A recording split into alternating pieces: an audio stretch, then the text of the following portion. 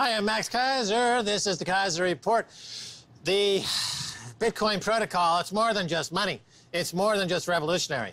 It's a freaking black hole that's sucking in every asset class known to the history of humanity into one glorious pop to who knows where, Stacey. Who knows? Who knows? But you know what? All our gold bug friends who are naysayers about Bitcoin, they are joining the frenzy. And in fact, this first headline, this gold fund is joining the Bitcoin frenzy. Max, you'll recognize the name of this gold fund, gold and silver fund, actually. The Old Mutual Gold and Silver Fund, which manages $220 million of mostly precious metal equities, is jumping on the Bitcoin bandwagon. And wait until you hear the name in this next paragraph here. It's an old friend of the Keiser Report. The fund started buying in April with a mandate to allocate as much as 5% to cryptocurrencies, according to its manager, Ned Naylor Leyland. The idea is to take profits from Bitcoin as it advances to reinvest in gold and silver assets, he said in an interview. Ned Naylor Leyland. Right, yeah, I saw the story. Ned is talking about Bitcoin as being effectively gold. It was designed to be gold, and now he's invested in it. He's putting money to work in it. You know, he's been on our show many times, going back many years. We talked to him about Bitcoin. He's been very reluctant, very hesitant, resisted the idea that it was gold 2.0. But now he's been swept up into the vortex, into the black hole that is Bitcoin. This is also taken over Gold Money, our good friends at Gold Money. You know, they were like, bad, Bitcoin bad. Now they're humbled by this asset class, and, you know, to their credit, they're adapting, as any sharp business people do. They now offer great Bitcoin solutions over there at Gold Money and other crypto solutions. And now the old gold mutual fund, you know, has become the new crypto fund. Ned Naylor Leyland is now a convert. I'm sure Jim Rickards is yet to fall. Peter Schiff will fall. All these names that have been crypto skeptics will get sucked up into the Bitcoin vortex and black hole, and they will become converts. And that's the way it's going to happen. I'm guaranteed it's going to happen. Before I continue with the story, the fact that you mentioned the old becomes the new. We are in Durham, D-U-R-M, as they pronounce it here. That's why I got the Durham shirt, Durham, North Carolina. And of course, this is the city that Duke built, that tobacco, the great American tobacco sort of companies built this city. It is now one of the hottest cities in all of America for millennials to move to. It's actually like a lot of tech jobs are in this research triangle, more so than, say, Silicon Valley. And all the new jobs are coming to this sort of area. And in fact, Google Fiber, this is their last place that they're building out their fiber thing. So, you know, it's reinventing itself as this new tech hub. It's an old-fashioned monopoly of tobacco industry, making, you know, new with the Yeah, we're tech talking city. to Jameson Lopp in the second half. He's a third-generation North Carolinian, and he's a crypto guru, early adopter, getting ready for 10,000. We're going to have a big 10,000 crypto Bitcoin party right here in Durham. This hotel. What's the name of this hotel? The Durham. The Durham Hotel. Ask Jameson Lopp about that. The big party, the 10,000 party. He's got a lot of friends, so it'll be wild. Yes, we actually sat in the reception with him, and everybody knew him. It was pretty crazy. But going back to this Bitcoin story, Ned Naylor Leyland, an old name in the UK, the United Kingdom, an old English name. He hangs out with Prince Harry, and, you know, his family, I think, was making the cars, Leyland Automobile, or some old ancient historical nonsensical, no longer, you know, relevant industry. And he's sitting behind his desk with his glasses and his fine, you know, Savile Row tailored suit and tie and shirt with the cufflinks, talking to our friend, the Brahmin, the very prominent intellectual. Oh, Sandeep Jaitley. Sandeep Jaitley. And they're sipping tea over there at Harrods, and they're discussing gold and economics. And we've been telling them, you got to get into Bitcoin now for 5 or 6 years. They've been, no way, old boy. We are only buying gold. Well, now they're begging to buy Bitcoin at Okay. 10,000. He Okay. told them to buy it at 5. well, 5. well, they've been doing their research, and everybody should do What? their research. What are You they, know. geriatrics? Like, they got cement in their veins? They need to Okay, do it. let's move on to the story. Back to the story, because here's some quotes. So I think it's interesting here. This, Old Mutual Gold and Silver Fund. They have gold and silver investors, older money, people interested in gold and silver, and they have a plan, and that is, as he mentioned, to take as much as 5% invested in cryptocurrencies, take their stay at 5% as the profits, the prices continue to rise, and buy more gold and silver with it. It's an interesting, unique plan for their investor class. It's numbnuts. It's a numbnuts plan. Well, everybody has a different portfolio tolerance and whatever. But here is what he says. Bitcoin was explicitly designed to be digital gold, said Naylor Leyland. So if you're going to have a small proportion of a fund in Bitcoin, it should be in a gold fund, because that's exactly the point. It's about bringing the ownership of disciplined money into the modern world. Bitcoin is paving the way for the reintroduction of gold as global money. So you had said this first. He stole that from me. Ned No. stole that from me. So let's talk to a lot of our audience might not know Naylor Leyland. So they might not know the backstory to this. But let's talk about this notion of Bitcoin paving the way for gold to be reintroduced as global money. No, I kid about Ned, but he's a nice guy, and he's a gentleman. And you have to be when you're underperforming to the magnitude. Okay, let me continue. As far as introducing gold back into the global currency, yes, because I've said this, and I'm glad someone else is picking up on this. Bitcoin is helping gold by shattering the matrix of Wall Street that is incurring the naked short selling and the financial manipulation that's going on in the futures market of gold. Since, you've got T0, you've got the settlement is the trade date of the contract, et cetera, that we see guys like Patrick Byrne pioneering over there at Overstock. We're going to obliterate all the machinery that's killing the gold price. This will open up parting the sea of derivatives. Like Bitcoin is Moses, parting the sea of derivatives. And through the gap, gold price will finally get to $2,000, $3,000, $4,000 an ounce, thanks to Bitcoin. The ungratefulness of the Peter Schiffs of the world and the Jim Rickards of the world who don't understand what we're doing to make them look good is mind-boggling. So let's move on, because into his come to Jesus moment, how he studied it. Like, he's been slow thinking about it, watching it, studying Bitcoin. And again, I do implore you, one can look at the hypermania of Max Keiser and the hyper-Bitcoinization. Who's hypermania? Or and just pile in everything you've got, or you have to study it and understand what you're getting into, the reason why you want to own Bitcoin, the reason why you want to get involved in Bitcoin, and that's a good, sensible, healthy thing to do. But here he's like, why he likes Bitcoin and the blockchain, what he has studied as a gold investor, as a long-term gold investor. Ned Naylor Leyland says, Bitcoin and blockchain resolve gold's problems of divisibility, ownership, and speed of transmission, said Naylor Leyland, who's investing through a Swedish-listed exchange-traded fund. We're going to revert to sound money, he said. If you imagine sound money and blockchain together, there's quite an exciting potential outcome. His fund has about 80% in gold and silver equities, and most of the rest in physical metal. Well, he's referring to Aristotle's 4 conditions of money. They got scarcity, fungibility, portability, and desirability. Bitcoin fulfills all of those, has since day one. Anyone who's a student of gold should have picked up on that 5 or 6 years ago.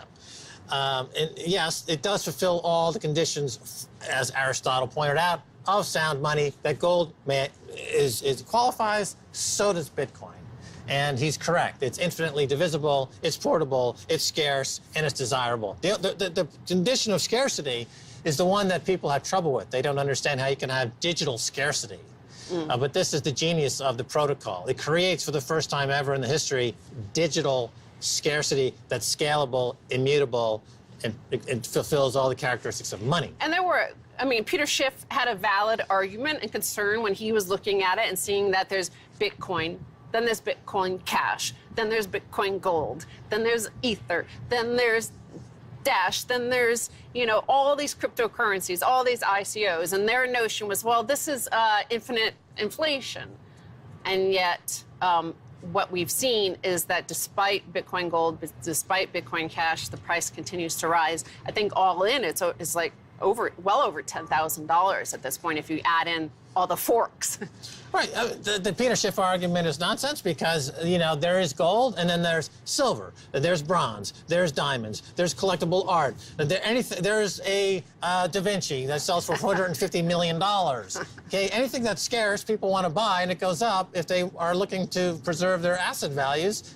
So the fact that there's more than one crypto out there doesn't diminish the argument for Bitcoin whatsoever. Just like gold is the perfect element on the periodic table that attracts the physical attributes, according to Roy Sabag, makes so genius an argument for. Same thing can be said about the protocol for Bitcoin. It's unique in this way. It's entrenched. It's a monopoly. It follows Metcalfe's law. It's expanding exponentially. It also follows Thayer's law for all you freaking couch economists out there, where you've got good money pushing out bad money. Plus, it's got the effects of the other effects. But I might want to say also in the last minute here that it's been basically an analysis has found that 4 million Bitcoin are missing. You speak of Da Vinci. They found a Da Vinci after hundreds of years. It's worth 450 million. I reckon those 4 million Bitcoin might be found in another 100 years, 200 years. Somebody might find the keys, find them, access them, and it'll be worth 450 million for one Bitcoin. Yeah, it's in my sock drawer. I know I left it in the sock. The left or the right? I think it was the left sock. It's a Christmas sock that I had with little Santa Clauses and Christmas trees. How many of the 4 million missing Bitcoin are there? About 3.8 million. And it's in a laundromat somewhere on 16th Street, the last scene. I put the paper wallet in there, and I went through the wash cycle. So, yeah, it's like 3.8 million times 10,000. You do the math. It's worth maybe investigating. But don't go away. Much more coming your way right after the break.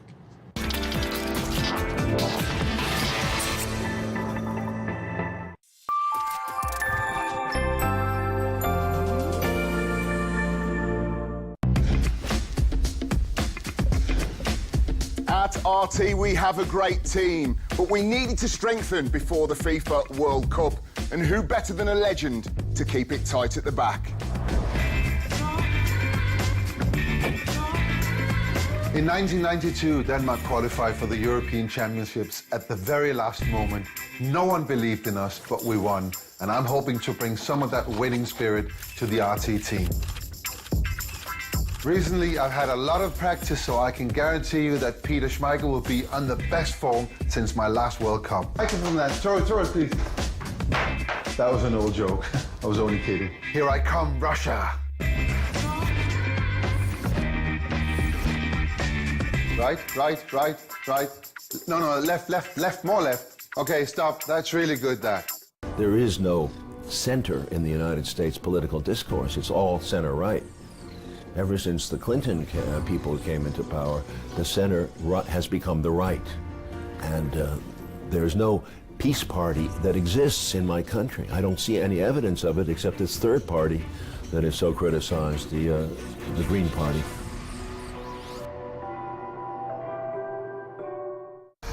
The village of Kalachi has been nicknamed Sleepy Hollow because for some unknown reason, its local residents have fallen victim to a sleep epidemic. Че, уснул, да? Да, было, и что сейчас, вообще такое было? Такое состояние, как будто человек выпивший. А так будешь, отвечают, все. А вы играли где-то еще? У детей могут быть галлюцинации, потому что у них еще не сформировался головной мозг. Такое ощущение, что у этого кресла появляются щупальца, и они вот тебя вот так вот прям ноги прижимают, и все. Измеряем 8 показателей. Угарный газ, формальдегиды, углеводороды. Это ствол шахты 6. Здесь выдавалась по нему руда. 180 метров. Опасно. Население здесь где-то осталось 95 семей в поселке. Раньше было население 6,5 тысяч.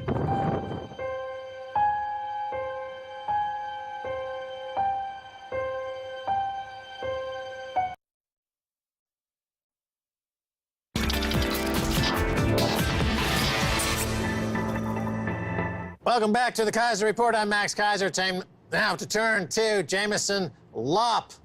Jameson, welcome back. Great to be here. All right, Jameson Lopp, you are in the Bitcoin space, have been so for a long time. You know, I've been in the space a long time, and it's hard to find wisdom in this space. It's hard to find people with a level head that have a certain Zen quality.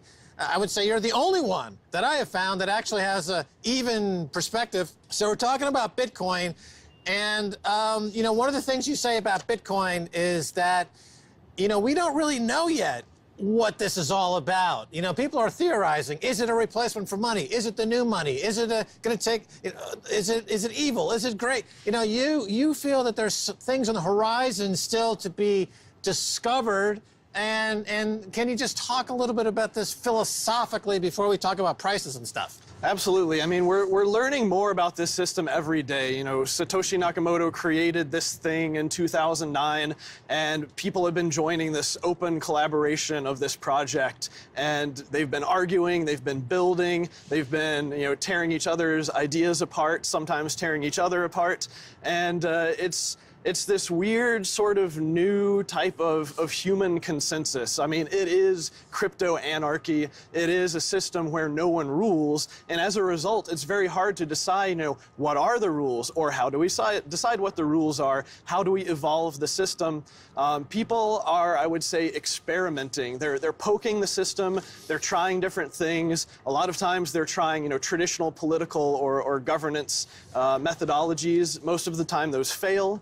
And people are just going to keep poking the system and trying to understand it better, and the grand experiment is going to continue. So you mentioned a phrase there, human consensus, and this is a phrase, a key phrase in the whole Bitcoin ethos is consensus. And so it's interesting that throughout the human history, there's always been a need to figure out how to govern. You know, as humans come together, you know, going from the hunter-gatherer phase to the agricultural village phase, the domestic phase, you know, you have to have some kind of social contract, as we call this in the 18th century, between the governed and the ones being governed. And here in Bitcoin, the consensus is completely distributed and it's frictionless, and you don't need a government. It's all run on game theory. And in the case of Bitcoin, it seems to cleave down, sociologically speaking, the community, and it's gotten rid of people like Mike Hearn, for example, who was part of the core Bitcoin group, developers, and then had a rage quit and flew the coop because he wasn't happy about the way things were going. Then we had another major break with this Roger Ver Bitcoin Cash, which is a fork of Bitcoin. And along ideological lines, and who had the true Satoshi vision, it's quite interesting sociologically, psychologically. Can you speak a little bit about what Bitcoin Cash is, what people should be aware of it, and if they own it before August 8th, they own it, et cetera? And then a little bit on the sociological aspect of it that I think you do well. Bitcoin Cash is a hard fork of Bitcoin, and so there was a snapshot taken at the beginning of August where, you know, whatever number of coins you had on Bitcoin, you now have on Bitcoin Cash, and all you have to do is get the wallet software that supports that, load up your private keys, and now you can transact on this new network, which is 99% the same rules as Bitcoin, just a few changes on the back end of transaction formats and block sizes and whatnot. And so really what we found here is there's this ideological split between the technical changes that people think should be implemented in order to scale Bitcoin to get it to reach more people. So the main thing is people arguing about, should we scale mostly on the blockchain or should we scale mostly off the blockchain? Personally, I think, you know, we need every type of scaling we can get, but the on blockchain scaling to, you know, potentially infinitely large block sizes has a lot of ramifications that will impact the ability for the average user to retain sovereignty and to really decide for themselves what Bitcoin is. And you really do that by running a Bitcoin node and using that to secure your money. All right, we need to roll that back a little bit because you have to unpack what you're talking about there. So the large block size, correct me if I'm wrong, but, you know, would tend to put power into the miners. and it would be a move against the total decentralization of this protocol, of this network, and this is against what would be the ethos of this totally decentralized protocol. And so, and we've seen that with the apparent conflict of interest between those who sell mining chips, like over there in China at Bitmain, who are for the big blocks, and they would be the direct beneficiary of this. So isn't that a direct conflict of interest, number one? What are your thoughts there? So I would say, generally speaking, and I hate to put anybody into a box, but it seems like a lot of the proponents of Bitcoin Cash believe that Bitcoin miners are kind of a trusted guardian of the network, and they're happy to have nodes that are very expensive to run and only large enterprises and miners can run them, because they believe that the sovereignty really comes from having your private keys and being able to transact from that standpoint. But the miners, of course, are potentially a fairly centralized entity. I think that proponents of Bitcoin Cash would have a counter argument that Bitcoin Core is a centralized entity, and they see trade-off of one versus the other as not being particularly a big deal. So we could argue minutia all day long, but the proponents behind doing hard forks and changing Bitcoin faster, they're willing to make trade-offs in order to try to get mainstream adoption as quickly as possible. All right, so to get back to our first point here, there seems to be something bigger, a force is larger than anyone can account for operating here. And that is partly attributed to game theory. So in other words, while these two political camps are battling it out, you have potentially the whole thing being a moot point, because as far as mining goes, you now have Japan getting into mining with the 7.5 micron size chips.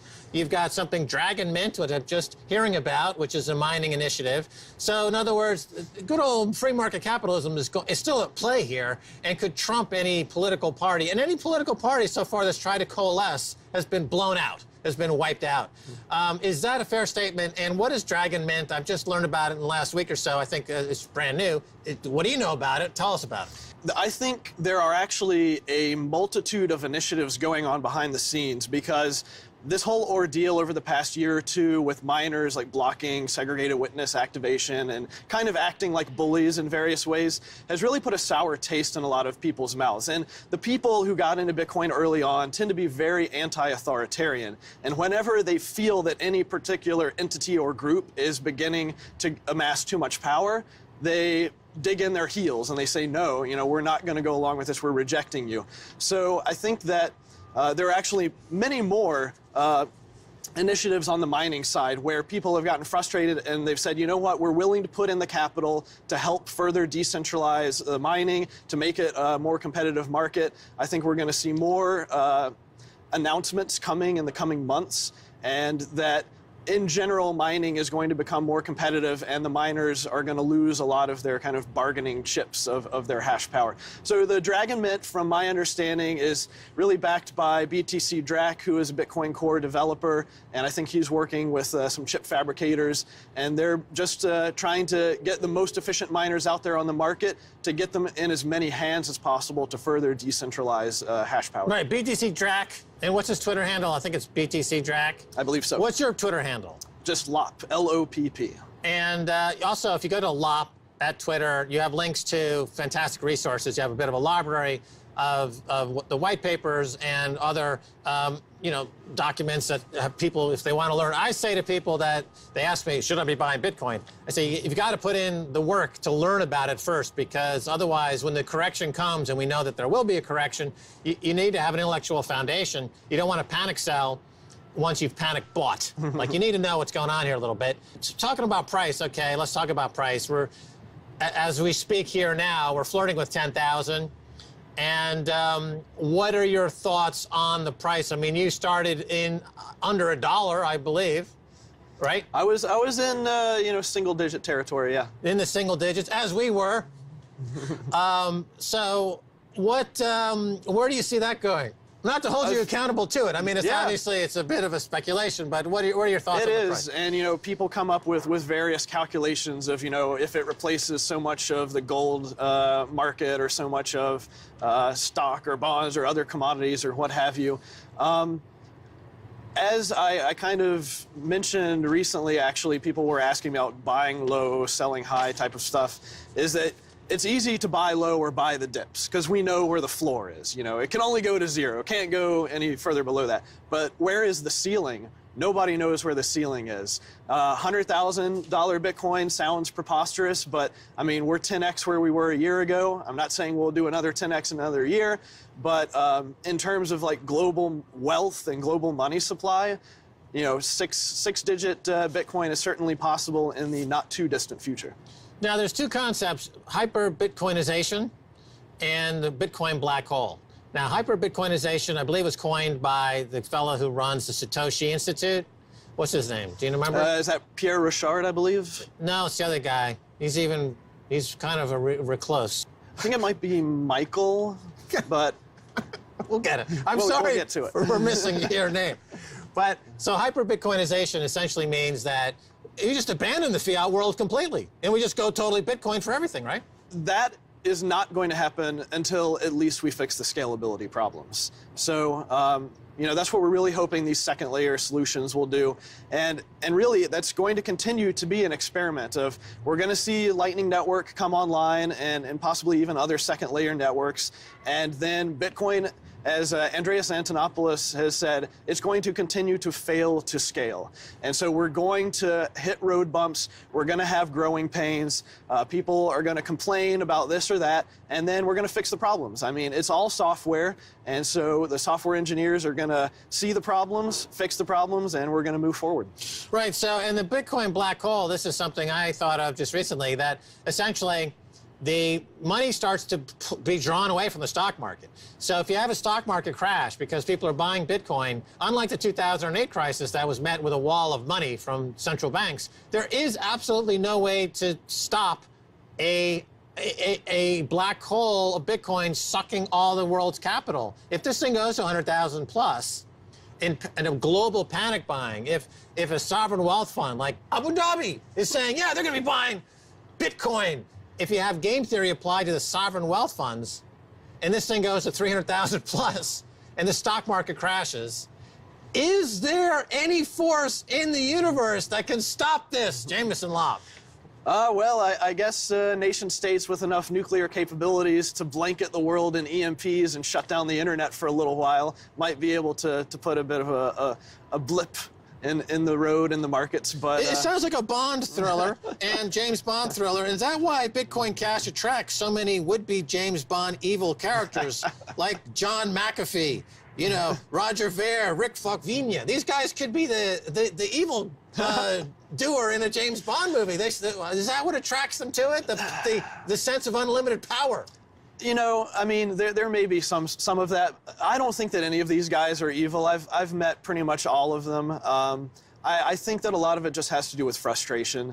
And, you know, they believe that the very conservative, slow process that Bitcoin Core and the vast majority of users subscribe to is just not fast enough, and that something else is going to subsume Bitcoin.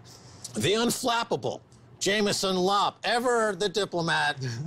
Thanks. Can you stay for another segment? Absolutely. All right, super.